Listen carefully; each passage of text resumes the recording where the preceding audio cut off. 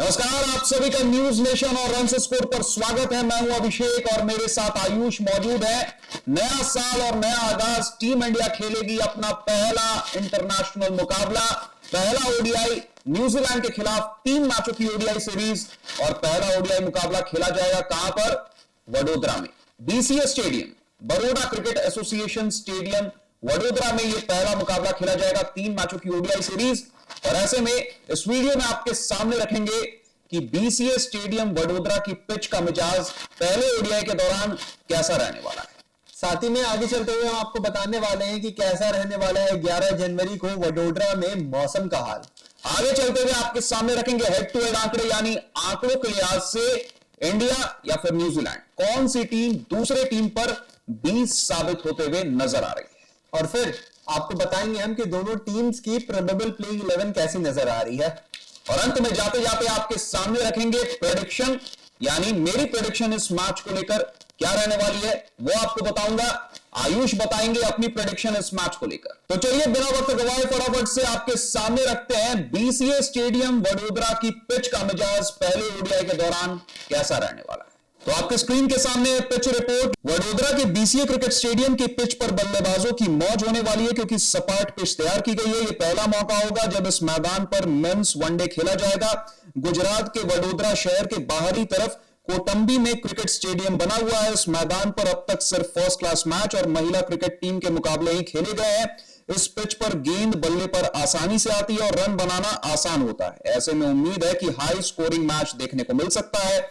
गेंदबाजों के लिए इस पिच पर ज्यादा मदद नहीं है, लेकिन गेंद पुरानी होने के बाद स्पिनर्स को कुछ फायदा मिल सकता है। अब बात कर लेते हैं मौसम की। वेदर रिपोर्ट आपके स्क्रीन के सामने है। मैच के दिन आसमान साफ रहेगा और बारिश की कोई संभावना नहीं है। अधिकतम तापमान लगभग 28 से 29 डिग्री सेल्सियस और न्यूनतम तापमान 12 डिग्री से 14 डिग्री सेल्सियस के बीच रहेगा। नमी लगभग 50% रहने की संभावना है। हल्की हवा लगभग 13 किलोमीटर प्रति घंटे की रफ्तार से चलेगी। ओस की कोई संभावना नहीं है, जो गेंदबाजों के लिए एक अच्छी खबर है। अब आपके सामने रखते हैं हेड टू हेड आंकड़े, यानी आंकड़ों के लिहाज से इंडिया या फिर न्यूजीलैंड, कौन सी टीम दूसरे टीम पर 20 साबित होते हुए नजर आ रही है। सबसे पहले आपको बताते हैं कि ओडीआई मैचेस जो अभी तक वडोदरा में हुए हैं उसमें ग्राउंड स्टैट्स क्या कहते हैं। मैचेस 3 खेले गए हैं। बैटिंग फर्स्ट करने वाली टीम ने 2 मैचेस जीते हैं और वहीं बॉलिंग फर्स्ट वाली टीम ने 1 मैच जीता है। ओडीआई मैचेस एट वडोदरा की बात करें तो यहाँ पे जो एवरेज फर्स्ट इनिंग स्कोर है वो 278 का है और वहीं जो सेकंड इनिंग स्कोर है एवरेज वो 171 का है।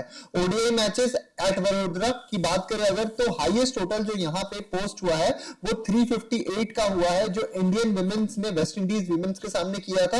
और वहीं जो यहाँ पे लोएस्ट टोटल पोस्ट किया गया है वो 103 का किया गया है, जो कि वेस्ट इंडीज विमेंस ने इंडियन विमेंस के सामने किया था। हाईएस्ट टारगेट जो यहाँ पे चेज हुआ है वो 163 टारगेट दिया गया था और जवाबी कार्रवाई में इंडियन विमेंस ने वेस्ट इंडीज विमेंस के सामने 167 बनाए थे। और वहीं जो लोएस्ट टोटल यहाँ पे डिफेंड हुआ है वो 358 ही था, जिस मैच में वेस्ट इंडीज विमेंस 243 पे ऑल आउट हो गई थी। वहीं अगर लास्ट 3 मैचेस की बात करें वडोदरा की ओडीआई में तो इंडियन विमेंस ने यहाँ पे 211 रनों से वेस्ट इंडीज विमेंस को 2024 में हराया। फिर वेस्ट इंडीज विमेंस को 2024 में उन्होंने 115 रनों से हराया था। वेस्ट इंडीज विमेंस को ही 2024 के ही ओडीआई में 5 विकेट से भी हराया हुआ है। अब आगे बढ़ते हुए अगर हम बात करें इंडिया वर्सेस न्यूजीलैंड के ओवरऑल स्कोर्स की तो हेड टू हेड जो आंकड़े हैं दोनों टीम्स के बीच में कुछ ऐसे नजर आ रहे हैं। ओवरऑल हेड टू हेड की अगर बात करें तो 120 मैचेस खेले गए हैं, जहां पे भारत ने 62 मैचेस जीते हैं और न्यूजीलैंड ने वही 50 मैचेस जीते हैं। नो रिजल्ट की बात करें तो वो 7 मैचेस रहे और 1 मैच ऐसा रहा जहां पे वो टाई होकर नजर आया है। इंडिया वर्सेस न्यूजीलैंड ओडीआईज की बात करें अगर इंडिया में तो यहां पे आपको क्लियर डोमिनेंस देखने को मिलता है भारत का, जहां 40 मैचेस में भारत ने 31 मैचों में जीत हासिल की है और न्यूजीलैंड मात्र 8 मैच ही जीत पाई है हमारे सामने। वहीं 1 मैच ऐसा था जिसमें कोई रिजल्ट नहीं निकल के आया था। अगर लास्ट 5 ओडीआई मैचेस की बात करें इंडिया और न्यूजीलैंड के बीच में तो इंडिया ने चैंपियंस ट्रॉफी का फाइनल 2025 में आपको याद ही होगा, फाइनल में न्यूजीलैंड को 4 विकेट से हरा के चैंपियंस ट्रॉफी का खिताब अपने नाम किया था। उससे पहले लीग स्टेज में जब दोनों टीम्स भिड़ी थी तो वहां पे भारत ने न्यूजीलैंड को 44 रनों से हराया था। उसके बाद हम सीधे चल जाते हैं 2023 ओडीआई वर्ल्ड कप पे, जहां पे वानखेड़े में सेमीफाइनल मैच जहां पे शामी का कहर देखने को आपको मिला था और इंडिया ने 70 रनों से हराया था न्यूजीलैंड की टीम को।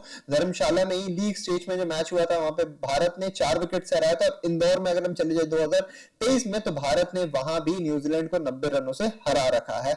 वहीं अगर लास्ट 5 ओडीआई मैचेस की बात करें इंडिया में, जो कि इंडिया न्यूजीलैंड के बीच में खेले गए हैं, तो वानखेड़े वाला वो मैच आपको याद ही होगा, 2023 cricket world cup semifinal match 70 रनों से इंडिया यहाँ पे जीती। धर्मशाला में 2023 में 4 विकेट से जीती थी। इंदौर में आपका 90 रनों से हराया था इंडिया ने न्यूजीलैंड को। रायपुर में यहाँ पे 8 विकेट से इंडिया जीती थी। और हैदराबाद में इंडिया वर्सेस न्यूजीलैंड का जो मैच हुआ था, वहां पे भारत ने 12 रनों से जीत अर्जित की थी। तो अब बढ़ते हैं आगे और आपसे बताते हैं कि दोनों टीम्स की जो प्रोबेबल प्लेइंग 11 है वो फर्स्ट ओडीआई में कैसी नजर आ रही है। तो अभिषेक फटाफट बता दीजिए कि इंडिया की प्रोबेबल प्लेइंग 11 क्या होने वाली है। तो आपके स्क्रीन के सामने है इंडिया की प्रेडिक्टेड 11। पहले ओडीआई के लिए न्यूजीलैंड के खिलाफ रोहित शर्मा, शुभमन गिल बतौर कप्तान आपको इस मैच में वापसी करते हुए नजर आएंगे। इंजरी के बाद शुभमन गिल वापसी करने जा रहे हैं। विराट कोहली एट नंबर 3, कोई डाउट नहीं होने वाला है। नंबर 4 पर श्रेयस अय्यर की वापसी होने वाली है। श्रेयस अय्यर आपको नंबर 4 पर बल्लेबाजी करते हुए नजर आ सकते हैं, क्योंकि श्रेयस अय्यर पूरी तरह से फिट हो चुके हैं और विजय हजारे ट्रॉफी में भी मुंबई की ओर से क्या शानदार बल्लेबाजी की है। जो एक मैच खेला है श्रेयस अय्यर ने, 80+ का नॉक आया था श्रेयस अय्यर की तरफ से। तो श्रेयस अय्यर आपको नंबर 4 पर दिखेंगे। और केएल राहुल आपको विकेट कीपिंग की भूमिका में नजर आएंगे। केएल राहुल नंबर 5 पर बल्लेबाजी भी करेंगे। और रविंद्र जडेजा, वॉशिंगटन सुंदर, हर्षित राणा, ये आपके हो सकते हैं 3 out and out allrounder, allround option. Kuldeep Yadav एक प्रॉपर स्पिनर आपको प्लेइंग 11 में दिख सकते हैं। अर्शदीप सिंह, मोहम्मद सिराज, ये out and out fast bowler आपको प्लेइंग 11 का हिस्सा होते हुए नजर आ सकते हैं। बेंच पर कौन से खिलाड़ी बैठेंगे? वॉशिंगटन सुंदर, प्रसिद्ध Krishna, Rishabh Pant backup wicket keeper के तौर पर है, यशस्वी जायसवाल, ये खिलाड़ी वो हैं जो बेंच पर आपको बैठे हुए नजर आएंगे। मतलब इन्हें प्लेइंग 11 में जगह मिलती हुई नजर नहीं आ रही। अब आपके स्क्रीन के सामने न्यूजीलैंड की पॉसिबल प्लेइंग 11 पहले ओडीआई के लिए इंडिया के खिलाफ। ओपनिंग में आपको विल यंग और डेवन कॉनवे दिखेंगे। 3 नंबर पे हेनरी निकल्स आपको दिख सकते हैं। उसके बाद आपको दिखेंगे 4 नंबर पे न्यूजीलैंड की तरफ से साल 2025 में हाईएस्ट रन गेटर्स ओडीआई में 700+ रन्स, डैरल मिचेल। इसके बाद ग्लेन फिलिप्स और माइकल ग्रेसवेल कप्तानी के तौर पर आपको दिख सकते हैं। मिच है विकेट कीपर, बैटर और फिनिशर के रोल में नजर आ सकते हैं। Jack Foakes, Kyle Jamieson, Michael Rae और आदि अशोक, ये आपको बॉलिंग ऑप्शंस के तौर पे नजर आ सकते हैं। बेंच की बात कर ले यहाँ पे तो जॉश कार्लसन, निक केली, जेडन लेनक्स और क्रिस्टन क्लार्क, ये आपको बेंच पे नजर आ सकते हैं।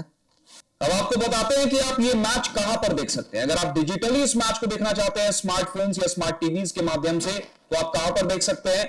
और अगर आप टीवी के माध्यम से इस मैच को देखना चाहते हैं, तो फिर आप कहां पर देख सकते हैं। तो टीवी के माध्यम से अगर आप इस मैच को देखना चाहते हैं, तो फिर आप स्टार स्पोर्ट्स नेटवर्क पर जाकर इस मैच का लुत्फ उठा सकते हैं। और डिजिटली कहां देख सकते हैं, आयुष बता दीजिए।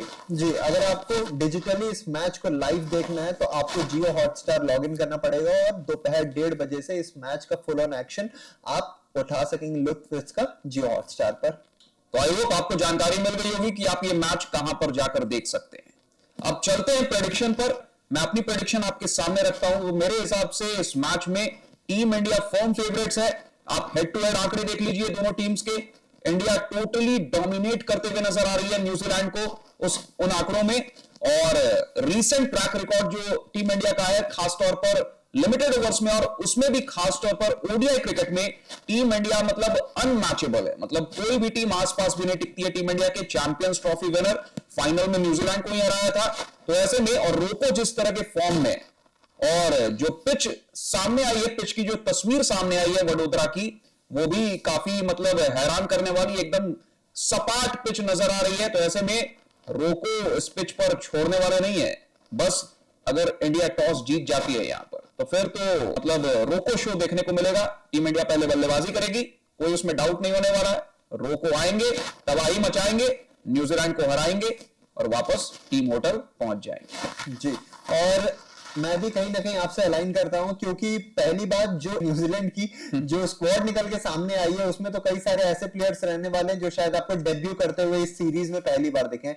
बिल्कुल भी सीरियसली नहीं लिया इस टूर को न्यूजीलैंड ने, जो अपनी टीम भेजी है। उसके साथ मैं चाहूंगा कि जो टॉप 4 बैटर है ना हमारे, रोहित शर्मा, विराट कोहली, शुभमन गिल और श्रेयस अय्यर, इन सबसे इस सीरीज में आपको एक एक सेंचुरी देखने को आराम से मिल रही है। वैसे भी फीड करते हैं न्यूजीलैंड पे शुभमन गिल, जो कि इतने दिनों बाद वापस आ रहे हैं न्यूजीलैंड के खिलाफ ही। उन्होंने T20 में भी शतक मारा हुआ है, ओडीआई में भी डबल 100 मारा हुआ है। और ऐसी बॉलिंग लाइनअप के सामने जहां पे कोई भी एक्सपीरियंस नाम नहीं है, जहां पे ना जेकब डफी है, ना मैट हेनरी है, या फिर कोई भी ऐसा एक रिलायंट आपका बैटर नहीं दिख रहा है मुझे। डैरल मिचेल को अगर हटा दिया जाए तो ना केन विलियमसन है यहाँ पे, ना रचिन रविंद्रा है। तो इससे यही समझ आ रहा है कि जो टीम है वो बहुत ज्यादा वीकर साइड पे है और इस पे फीड करेंगे हमारे बैटर्स। और क्योंकि आपने बोल भी दिया कि भाई जो हमारी पिच नजर आ रही है वो एकदम डिलीशियस पिच नजर आ रही है बैटर्स के लिए, मतलब बैटर्स को बहुत ज्यादा पसंद आएगी और गेंदबाजों की शामत होने वाली है। गेंदबाजों की शामत होने वाली है। तो मैं तो ये भी प्रेडिक्ट कर रहा हूं ना कि 37 की उम्र में सचिन तेंदुलकर ने 200 मारा था, 38 की उम्र में इसी सीरीज में रोहित शर्मा से भी एक 200 देखने को मिल रहा है। भाई ट्रू हिटमैन फैन ही ऐसा बोल सकता है और मैं भी उनमें से एक हूं। तो ऐसे में मैं भी यही एक्सपेक्ट कर रहा हूं कि रोहित शर्मा, यार विश कर रहा हूं कि रोहित शर्मा बस 200 वाला धमाका एक बार फिर से कर दें और मतलब फिर तो कुछ रह नहीं जाएगा। रोहित शर्मा फिर मतलब ऐसे भी उनके पास कुछ नहीं है प्रूव करने के लिए, बस एक ट्रॉफी जो है ना मिसिंग है, वो भी वनडे वर्ल्ड कप बतौर प्लेयर और बतौर कप्तान किसी तौर पर भी वो नहीं जीत पाए। तो ऐसे में वो जीतना है रोहित शर्मा का असली मिशन। पर अभिषेक, रोको को इस पिच पे तो न्यूजीलैंड वाले रोक नहीं पाएंगे, मैं आपको लिख के दे रहा हूं।